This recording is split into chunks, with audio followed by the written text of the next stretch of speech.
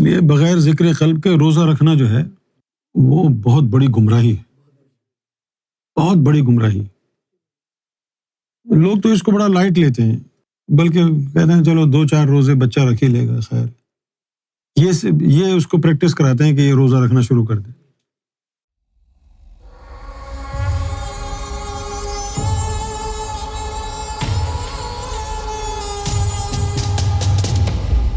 رمضان کا مقصد نفس کو کمزور کرنا ہے، لیکن ہم افطار سے لے کر سحری تک اپنے نفس کو اور زیادہ مضبوط کر دیتے ہیں۔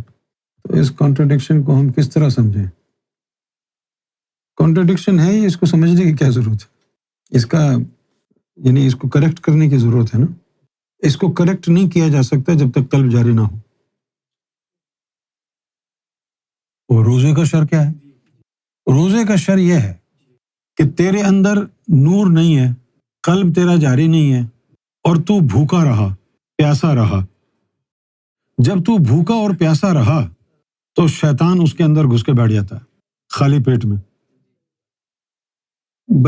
تو نے کھانے پینے سے ہاتھ کیوں روکا؟ تاکہ نار نہ جائے، اسی لیے کھانے پینے سے روکا نا اپنے ہاتھوں کو۔ تو شیطان نے کیا کیا؟ اچھا یہ کھانے پینے کے ذریعے نار روکنا چاہ رہا ہے، اس نے اندرونی طور پر نار اس سے زیادہ بھر دی بغیر کھائے پیے۔ یہ بات سرکار نے مجھے ایک دن سمجھائی کہ جب تک قلب جاری نہ ہو روزہ رکھنا بہت خطرناک ہے۔ دیکھو پیٹ کو نار سے خالی رکھ رہے ہو تو نور ہونا چاہیے تب کرنا یہ۔ اگر نور نہ ہو اور پیٹ خالی ہو تو پھر شیطان آ کے بیٹھ جائے گا نا۔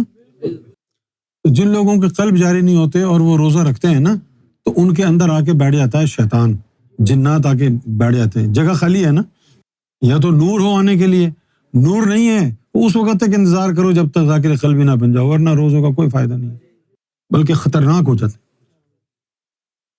پیٹ خالی ہوگا تو شیطان آ کے بیٹھ جائے گا، اور یہی ہو رہا ہے نا لوگوں کے ساتھ۔ نور ہے نہیں، ایسے ہی روزے رکھتے ہیں۔ مسلمانوں کو شوق بھی بہت ہے بچوں کو روزہ رکھوانے کا، اور جتنے بچے روزے رکھتے ہیں اتنے بڑے شیطان بن جاتے ہیں۔ تو پیٹ خالی ہے نا تمہارا، نار نہیں جاری، تم نے کون سا وہاں دروازہ لگایا ہوا ہے کہ کسی طریقے سے بھی نار نہیں آ سکتی؟ تم نے کھانے کے ذریعے نار روکی، شیطان نے جو ہے وہ تمہیں بتائے بغیر اپنی مخلوق بھیج دی، وہ جا کے تمہارے اندر بیٹھ گئے۔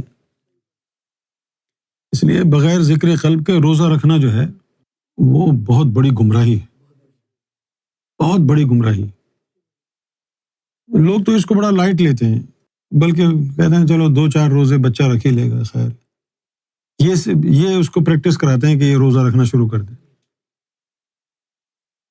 یہ شریعت کے مسئلے مسائل بتاتے ہیں کہ بھئی اتنی عمر ہو جائے، 12 سال کی عمر ہو جائے نماز پڑھ لو، 15 سال کے ہو جائے روزے رکھ لو۔ یہ نہیں بتاتے کہ نماز ہے کیا، روزہ ہے کیا۔ بچوں کو کیا پتا، بڑوں کو نہیں پتا کہ روزہ کیوں رکھتے ہیں۔ بس ایک چیز جو ہے وہ گھماتے رہتے ہیں، حدیث کہ اللہ نے فرمایا ہے کہ روزہ میرے لیے ہے، اس کی جزا بھی میں دوں گا۔ وہ روزہ میرے لیے ہے سے کیا مراد ہے؟ روزہ میرے لیے ہے اس کا مطلب یہ ہے کہ وہ نفس پاک ہوگا جو اللہ کی راہ میں رکاوٹ بنا ہوا ہے، تب تیرا راستہ اللہ کے لیے کلیئر ہوگا نا۔ اس کی جزا کیا ہے کہ تجھے اللہ مل جائے گا۔ افطار سے لے کر سحری تک اپنے نفس کو مضبوط کرتے رہتے ہیں، وہ تو ہوتا رہے گا جب تک نور کا انتظام نہیں ہوگا، ذاکر قلب بھی نہیں بنیں گے، اس وقت تک روزہ رکھنا خطرناک ہے۔ صرف روزہ نہیں، نماز بھی پڑھنا خطرناک ہے۔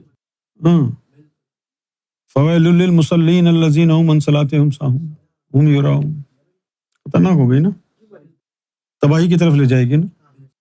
لیکن کس کو پرواہ ہے کہ روزہ ان کا صحیح ہے یا غلط ہے، نماز ان کی صحیح ہے غلط ہے، اس بات کی تو پرواہ نہیں ہے کہ قبول ہوتا ہے یا نہیں ہوتا ہے، صحیح ہے یا نہیں ہے، اور انہوں نے تو بس پڑھنا ہے، پڑھو پڑھو، لوگوں کو پتہ چلے اس نے۔ اب دیکھو چوکا پہن کے، امامہ باندھ کے، وضو کر کے آدمی عطر لگا کے بیٹھے تو لوگوں کو لگتا ہے دیکھو کتنا پاک صاف متقی ہے، اندر اس کے ابلیس بیٹھا ہوا ہو۔ ایک آدمی جو ہے وہ ٹی شرٹ، ٹراؤزر، جینس پہن کے جا رہا ہے، لوگ اس کو کہیں گے یہ دنیا دار ہے۔ ایک آدمی جبہ پہن کے جا رہا ہے، امامہ باندھ کے جا رہا ہے، کہیں گے یہ متقی ہے۔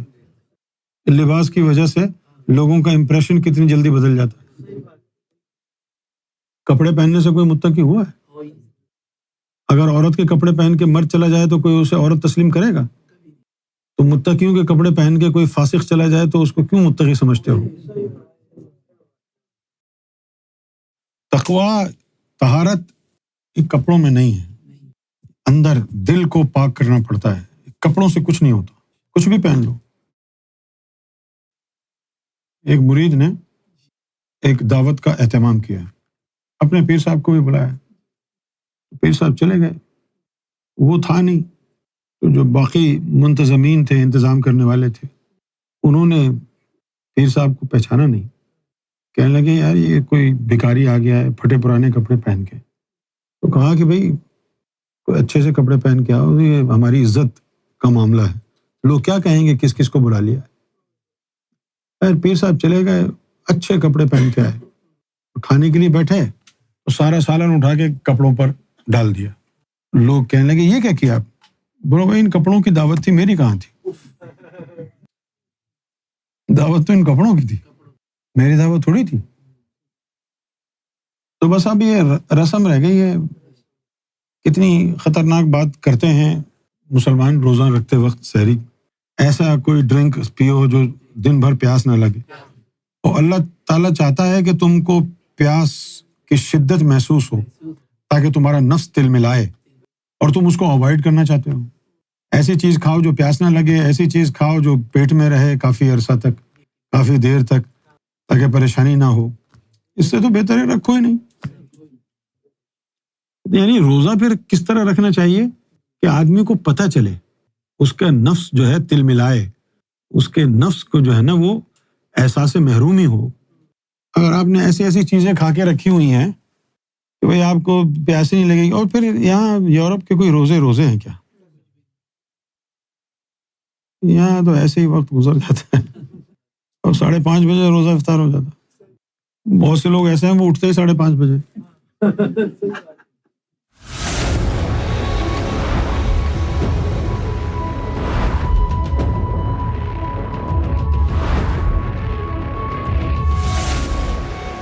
TV, the place to connect with God.